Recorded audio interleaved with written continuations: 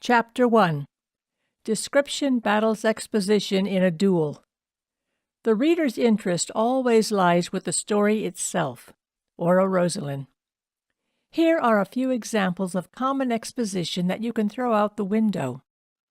That hero in a science fiction book who stops to describe how their new power jet looks and further explains how it works. That protagonist of a romance novel who explains in specific detail, usually a paragraph in length, to her date why she can never love again because of her past experiences with guys. That character that confronts his friends and explains why they are fighting, even though the reasons are pretty obvious. You see, the dialogue has question marks, so it is relatively easy to notice. The sad part is, if it ain't dialogue, it probably can't be randomly crunched together. So how can we distinguish description from exposition? Here are some of the key differences.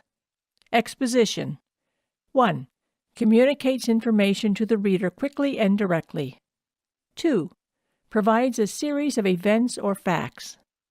3. Skips moments that are not important. 4. Tells, doesn't show the audience. Description. 1. Dives into one moment, showing the reader the needed details. 2. Allows the reader to interpret and discover information. 3. Paints a picture of a specific element in the scene. 4. Shows us, doesn't tell. As the writer, you should know the appropriate time to use one or the other. You've probably heard many people say, show, don't tell. Well, this is true, but it is also a broad example of storytelling. Using only that advice means you should favor description over exposition. Not exactly a good thing. You mustn't just use one and avoid the other. The key to your writing journey is about finding a balance between the two techniques and knowing how to use each one.